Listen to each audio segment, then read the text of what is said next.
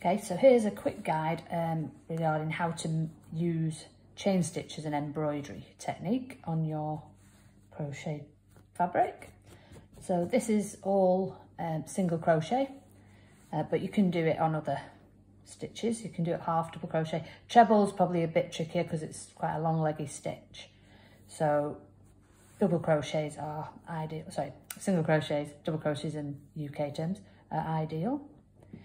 Right, so slip knot as usual to start, and then if you're making the dog cushion, you'll see the chart telling you roughly where to start, well, exactly where to start. So you count the number of rows and number of stitches, and it shows you the guide so you can get everything in the right place.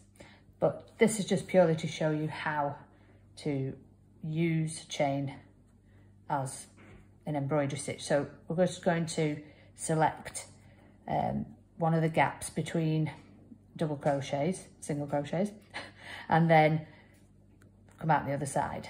Okay, so pull your loop through to start.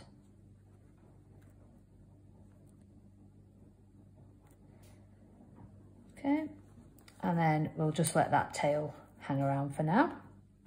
Okay, so we're going to take the, just tighten up slightly, take the hook into the next available gap, which is there. So you can see that's where we went through previously. But this time I'm going to come up the next gap along, pull through, and then just slip stitch as you normally would do a slip stitch. And then you can see you've created your first surface chain stitch. Okay, so we're just going to carry on doing the same thing. So going down the hole that we were in before, into the next hole, pull through and pull through that loop. And you can see it's quite neat. You do need to try and control the tension. Don't pull it too tight, especially if you're working on something nice and fluid. You don't want to create puckers or bunching up. So yeah, just try and control the tension and back down that same hole, yarn over, pull through that loop. And if you're on a straight row of stitches, then it's fairly straightforward. It's the easiest way of doing it. But sometimes we want to create curves and angular lines. So we'll want to cross down across the rows.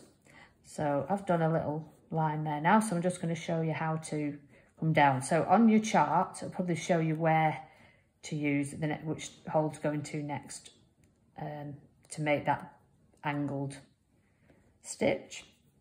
So you want to go back down that last hole, so we're going to hide that part, and then I've come down onto the row below and the stitch along to try and make a sort of curve shape.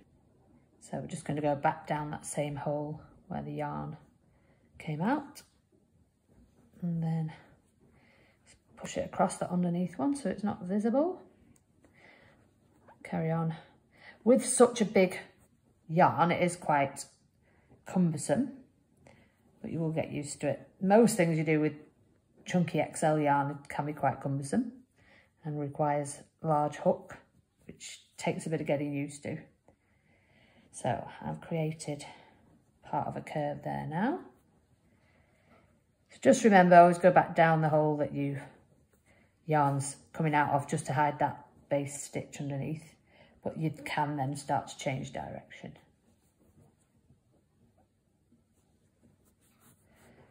Yeah, so I'm going to leave it there. So you'll see we've gone all the way down and we started to create that curved shape. And we'll just continue to follow the chart. Now we'd probably work down straight, curve it again, come across. Sorry, help if you could see that, wouldn't it? So yeah, if we were to make another curve, we'd come across that row and then back up, and we might make the outside of the letter O. Okay, so hopefully that's given you a clear idea of how to do that step.